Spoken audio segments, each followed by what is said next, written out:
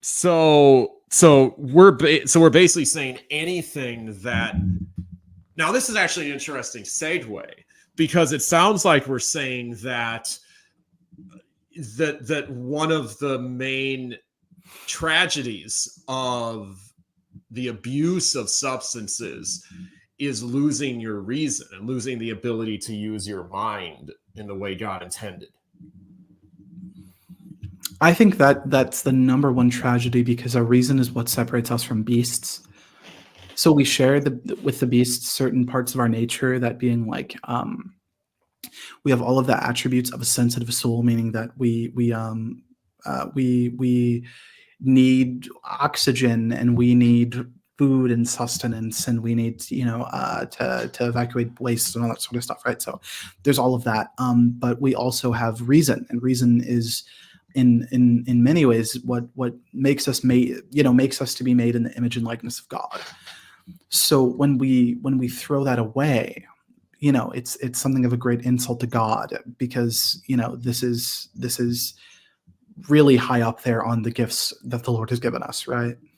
Right. And so I guess here's an interesting question to segue us fully.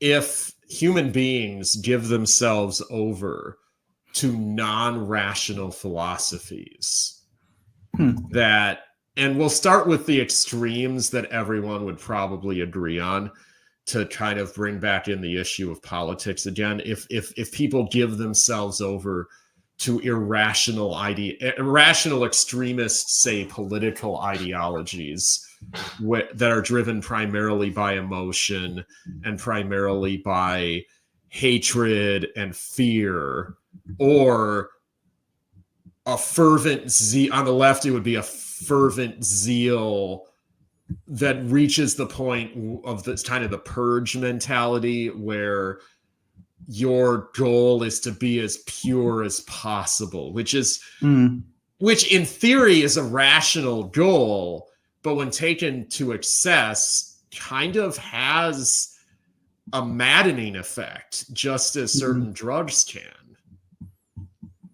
Precisely. And I think it's the same impulse, where we know that we're not in heaven, but we want heaven so desperately. And so we kind of use any means in order to facilitate a false heaven. And so that can be drugs, alcohol, that can be chasing political utopia. They're all kind of, they're not going to fulfill us, because they're so much lesser than the real thing. Yeah. And the result of being lesser than the real thing, because love the Lord your God with all your heart, soul, mind, and strength is one commandment, and love your neighbor as yourself is the other one, is that both right and left-wing extremism, the second commandment goes out with the first. And the 20th century, like we talked about in a previous program, saw more politically motivated murder and genocide than essentially all the other eras of history combined. Right. All in pursuit of utopia.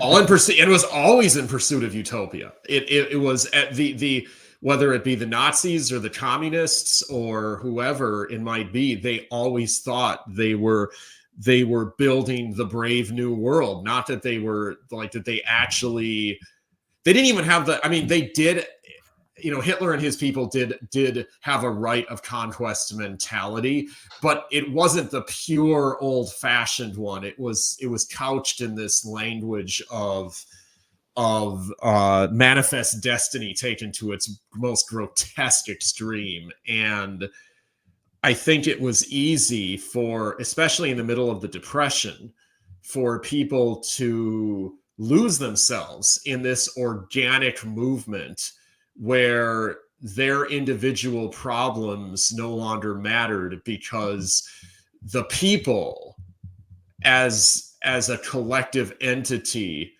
was now what mattered, which meant if Germany was conquering its enemies, then the individual was winning that victory.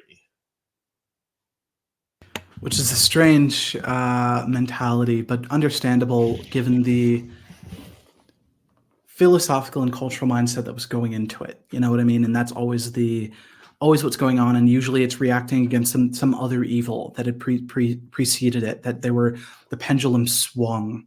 And so humans are very bad at being able to regulate the pendulum swing, especially when emotions and many centuries of strife are involved.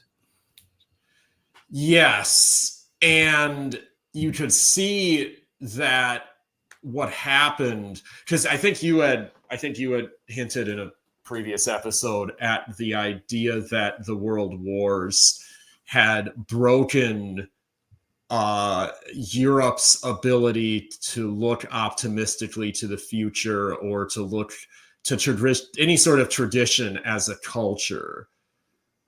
Which is ironic, because what led to the world wars, first of all, was primarily political and economic. But second, it was the ideology behind it was anti-traditional. It was outside of tradition. It was that substitute religion that was fundamentally non-rational.